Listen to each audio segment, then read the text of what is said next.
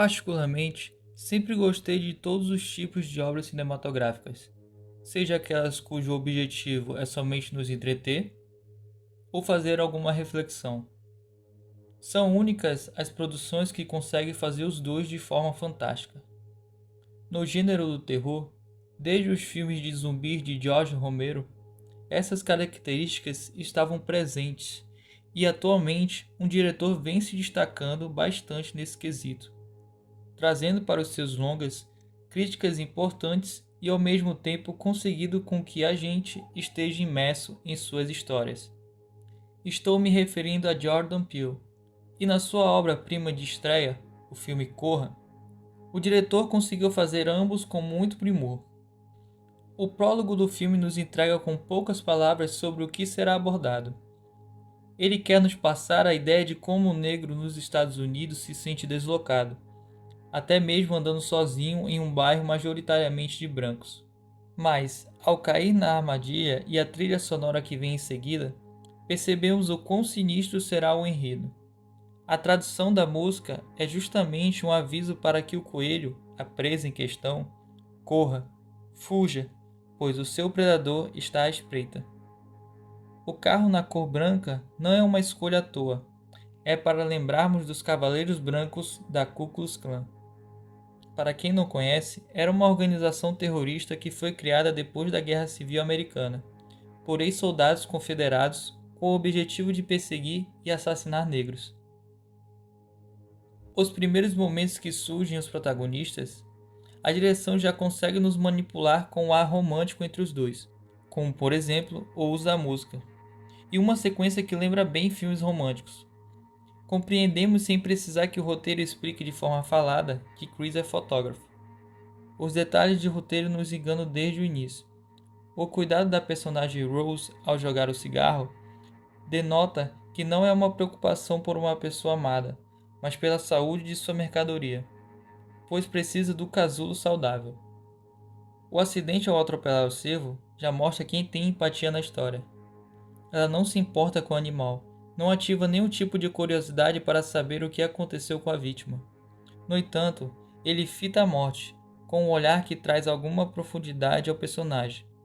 O sangue deixou sua marca justamente no lado em que Chris estava, um pequeno indício do que estava por vir. Mais uma vez o roteiro bem trabalhado, ao discutir com o policial, ela não está defendendo Chris do preconceito que ele está sofrendo, mas ela não quer deixar pistas ou registros de que o seu namorado esteve ali. A chegada na casa dos sogros lembra de cara as antigas fazendas escravocratas. As letras ômegas na entrada significam que ali poderá ser o fim de Chris. Ômega, para quem não sabe, é a última letra do alfabeto grego, e em uma interpretação figurada é o fim de algo. O encontro com os Armitage, nome que também não é uma escolha em vão, pois é uma referência a um dos contos de H.P. Lovecraft, escritor de terror conhecido não só pela qualidade de suas obras literárias, mas pelo fato de que também era racista. O sobrenome Armitage pertence ao protagonista do conto O Horror de Dunwich. Curiosamente, é um dos únicos contos do autor em que o herói derrota o vilão no final.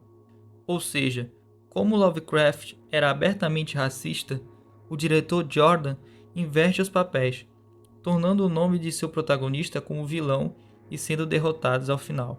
E uma das primeiras coisas comentadas pelo sogro é sobre os cervos estarem por toda a parte e de que eles são como os ratos.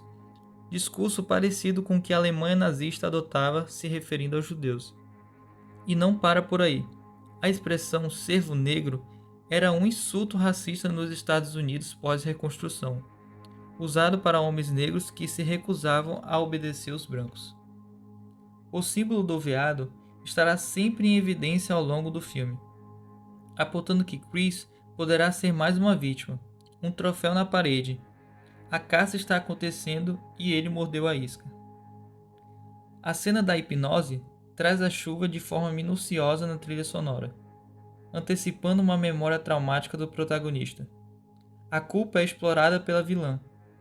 O que antes ele era um espectador da TV, fugindo da realidade do acidente de sua mãe sem poder fazer nada para mudar isso, agora ele novamente está no mesmo papel.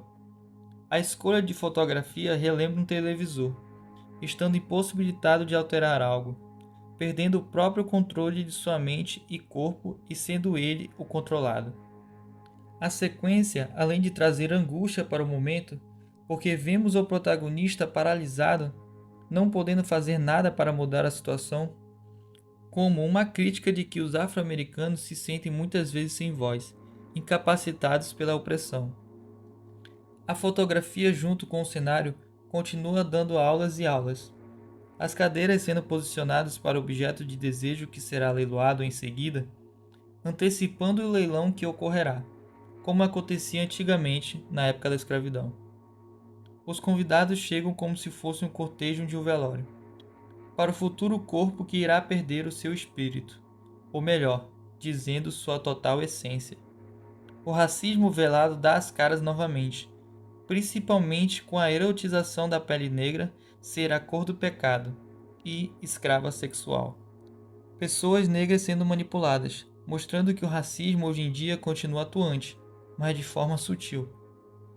O casal lado a lado, formando a bandeira da América com os seus figurinos, passa a ideia de que por mais que os Estados Unidos sejam um país diversificado, há claramente uma segregação racial e preconceituosa, apontando as imperfeições do país. O espetáculo de atuações dos personagens que foram hipnotizados é realmente impressionante. Uma alma atormentada em sofrimento por dentro. Os olhos são o refúgio do ser que ali ainda está presente, uma mistura de emoções, e destacada principalmente com os olhares. Nem a própria polícia leva a sério o desaparecimento de mais uma pessoa negra, mesmo que elas também sejam afro-americanas. Apesar de ser uma cena com o intuito de ser cômica, é mais um deboche da situação recorrente presente no país.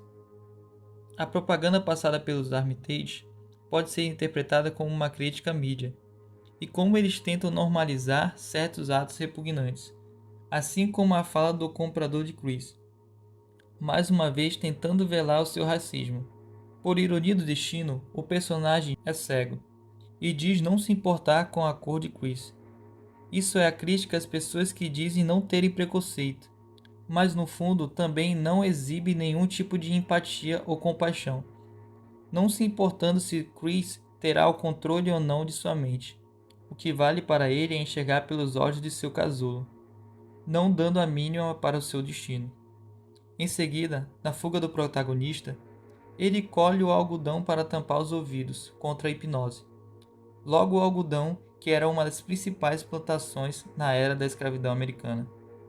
A cabeça do cervo sai do enquadramento.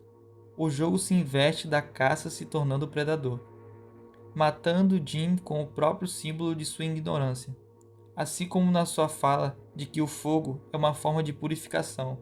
Além dele, Jeremy previu sua própria morte, quando disse que o jiu-jitsu se tratava de quem era mais inteligente. Não era sobre força, mas a capacidade de pensar passos à frente do seu adversário. Os quadros atrás da vilã, dada simbolicamente como uma leoa que sai à caça trazendo o alimento para sua família, mostra quais foram as suas conquistas.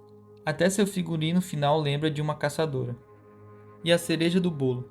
O carro da polícia chega, sem precisar falar nada. O público entende que a culpa toda cairia nas costas de Chris, dadas as circunstâncias do roteiro até ali, do contexto em que se encontravam e das camadas de críticas à sociedade.